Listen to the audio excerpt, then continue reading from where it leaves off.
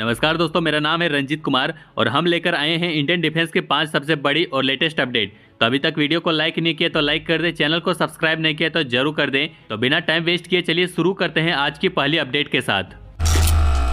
जम्मू कश्मीर के कुलगाम डिस्ट्रिक्ट के बहीबाग एरिया में एक आतंकी हमला हुआ, जिसमें एक पूर्व सैनिक मजहूर अहमद की हत्या कर दी गई। आतंकियों ने उन पर, उनकी पत्नी और एक कजन पर गोली चलाई। गोली लगने के बाद तीनों को तुरंत हॉस्पिटल ले जाया गया, लेकिन मंजूर अहमद ने वही दम तोड़ दिया। उनकी पत्नी और कजन गोली लगने से घायल हो गई है और अभी हॉस्पिटल में इलाज चल रहा है। इसके साथ एक और अपडेट्स ये है कि American defence company general atomic ने MQ-9B सी गार्डियन ड्रोन को रिप्लेस कर दिया है, जो 18 सितंबर को एक ऑपरेशनल गड़बड़ के तुरंत बाद बे ऑफ बंगाल में गिर गया था। यह हादसा पावर फेलियर की वजह से हुआ था, जिसमें ड्रोन का सिस्टम बंद हो गया था और उसे वापस रीसेट करना पॉसिबल नहीं था, जिस वजह से ड्रोन को कंट्रोल के साथ समुद्र में गिरा दिया गया। यह ड्रोन एक रूटीन सर्विलेंस मिशन पर था और उसे चेन्नई के कोस्ट के पास एक सेफ जगह पर गिराया गया। इंडियन नेवी ने 2020 में एक लीज एग्रीमेंट के तहत जनरल एटॉमिक से 2 MQ-9B सी गार्डियन ड्रोन लिया था और जनरल एटॉमिक से इन ड्रोन को ऑपरेट कर रही है और ये ड्रोन इंडियन ओशन रीजन में सर्विलियंस के लिए काम कर रही है। ये ड्रोन तमिलनाडु के नेवल एयर स्टेशन राजाली से ऑपरेट होते हैं और इंडियन नेवी की इंटेलिजेंस, सर्विलियंस और रिकॉनेसेंस कैपेबिलिटी को बढ़ाने में हेल्प करती है। MQ-9B सी गार्डियन ड्रोन काफी इंपॉर्टेंट है क्योंकि रीजन में टेंशन बढ़ रही है। ये नेवी को समुद्री लूट, मिलिट्री मूवमेंट और अन्य एक्टिविटी को मॉनिटर करने में हेल्प करता है। ये न्यूज इंडियन नेवी के एक बड़े स्टेप के बारे में है। इंडियन नेवी अपनी कॉम्बैट कैपेबिलिटी को बढ़ाने के लिए एक deck based unmanned combat aerial vehicle का डेवलपमेंट करने वाली है। ये UCAV घातक प्लेटफॉर्म पर बेस्ड होगा, जो इंडियन एयरफोर्स के लिए बन रहा है। घातक एक स्टील्थ UCAV है जो 13 टन का है और डीप स्ट्राइक मिशन के लिए डिजाइन किया गया है। नेवी ने एरोनॉटिकल डेवलपमेंट एस्टेब्लिशमेंट के साथ डिस्कस किया है कि इस घातक UCAV को नेवल यूज के लिए कैसे मॉडिफाई किया जा सकता है, जिससे वो एयरक्राफ्ट करियर से ऑपरेट कर सके। करियर पर ऑपरेट करने के लिए इस UCAV को कई मॉडिफिकेशन की जरूरत है, जैसे कि एयरक्राफ्ट करियर पर सेफली लैंड करने के लिए टेल हुक लगाना पड़ेगा, जो एयरक्राफ्ट को लैंड करते वक्त सपोर्ट करता है। इससे एयरक्राफ्ट का वेट 800 से 1200 kg तक बढ़ सकता है। इसके अलावा इसको ज्यादा फ्यूल कैपेसिटी और पेलोड को भी हैंडल करना पड़ेगा, जिससे करियर से एफिशिएंटली ऑपरेट कर सके। UCAV को ड्राई कावेरी इंजन से पावर मिलेगा, जो एक फ्यूल इफिशिएंट और लो इंफ्रारेड सिग्नेचर वाला इंजन है, जो स्टील्थ और इंडोरेंस के लिए बेस्ट है। ये इंजन अब नेवल यूज के लिए भी ऑप्टिमाइज हो रहा है। नेवी का प्लान है कि अपनी इंडिजिनस एयरक्राफ्ट करियर 2 को ऐसा डिजाइन करे जिसमें UCAV और UAV को भी ऑपरेट कर सके। ये नेवी को अनमेंडेड सिस्टम का यूज करने का मौका देगा, जिससे वो अपनी स्ट्रेटेजिक रीच और अपनी कॉम्बैट कैपेबिलिटीज को इनहेंस कर सकता है बिना ह्यूमन पायलट को रिस्क में डाले। तो ये UCAV नेवी के ऑपरेशन को और भी स्ट्रॉन्ग बनाएगा, जिसमें डीप स्ट्राइक, सर्विलियंस और इलेक्ट्रॉनिक वॉरफेयर भी शामिल हो सकता है।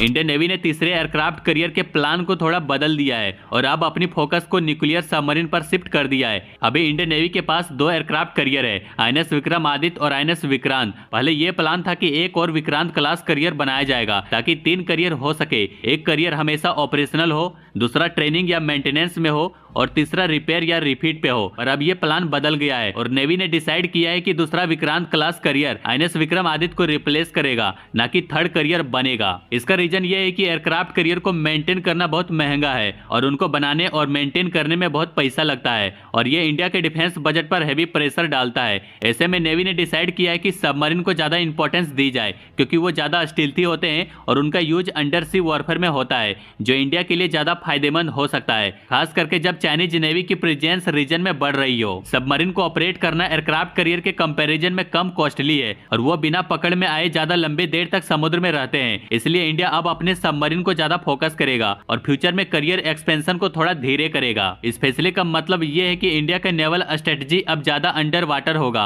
और सबमरीन को प्रायोरिटी दी जाएगी। लेकिन फ्यूचर में अगर सिचुएशन बदलती है और इंडिया के पास ज्यादा पैसा और रिसोर्स होता है तो करियर फोर्स को दोबारा से बूस्ट किया जा सकता है। ये एक मेजर चेंज है इंडिया के नेवल प्लान्स में, जहां पे पहले एयरक्राफ्ट करियर पे फोकस था, अब वो शिफ्ट होकर सबमरीन की तरफ हो गया है।